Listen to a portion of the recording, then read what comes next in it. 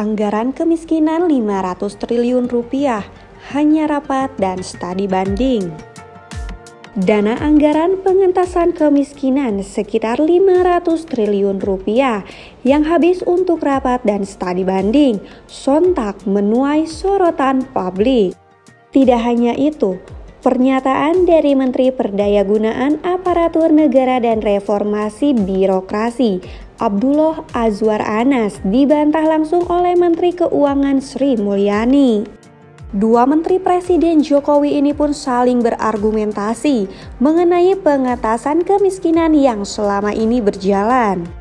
Kemenpan RB Abdullah Azwar Anas dalam acara sosialisasi di Hotel Grand Sahid Jaya pada Sabtu 28 Januari 2023 mengatakan bahwa program pengentasan kemiskinan tidak selaras dengan target prioritas. Adapun program tersebut tidak berdampak dan hanya menghabiskan anggaran dalam jumlah banyak di akhir tahun. Ia merujuk program rapat-rapat pengentasan kemiskinan di hotel-hotel hingga hanya sebatas studi banding tanpa adanya kebijakan yang jelas. Tidak berselang lama, Anas pun meluruskan pernyataannya. Ia menekankan maksud utama dari pernyataan itu ialah program kemiskinan yang dibuat oleh kementerian atau lembaga maupun di instansi-instansi terkait pemerintahan daerah belum berdampak optimal untuk mengentaskan kemiskinan di tanah air. Jadi begini, setelah kita pilah ada sejumlah instansi terutama di beberapa daerah yang program kemiskinannya belum sepenuhnya berdampak optimal. Misal ada studi banding soal kemiskinan, ada diseminasi program kemiskinan berulang kali di hotel, ujar Anas. Permasalahan program-program penanganan kemiskinan yang hanya menjurus pada studi banding hingga rapat-rapat di hotel secara berulang kali itu ditegaskan memang fakta. Namun, Anas menegaskan anggaran kemiskinan yang sebesar 500 triliun bukan berarti habis untuk program-program rapat di hotel itu saja. Namun, kata Anas, faktualnya itu ada, tapi bukan kurang lebih 500 triliun habis untuk studi banding dan rapat.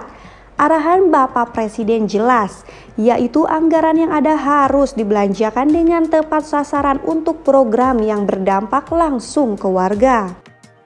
Pernyataan Kemenpan RB pun dibantah oleh Menteri Keuangan Sri Mulyani. Anggaran kemiskinan sudah disusun untuk berbagai program, sehingga tidak mungkin hanya digunakan untuk rapat sampai studi banding. Dijelaskannya, anggaran bansos dan program-program untuk mendukung pengurangan kemiskinan tahun lalu kan 460 triliun. Itu sebagian besar adalah program yang langsung diterima oleh kelompok miskin. Anggaran kemiskinan biasanya diberikan melalui program yang sudah ada, misalnya dalam bentuk program Keluarga Harapan atau PKH. Ini adalah program tahunan yang diberikan pemerintah menyasar sekitar 10 juta keluarga penerima manfaat atau PKM. Itu nggak ada seminar-seminar, wong sudah ada by name, by address, by account number, ungkap Sri Mulyani. Sama halnya dengan bantuan kartu sembako yang diberikan langsung kepada masyarakat. Jadi semua anggaran kemiskinan yang diberikan sudah disesuaikan dengan jumlah sasaran penerima.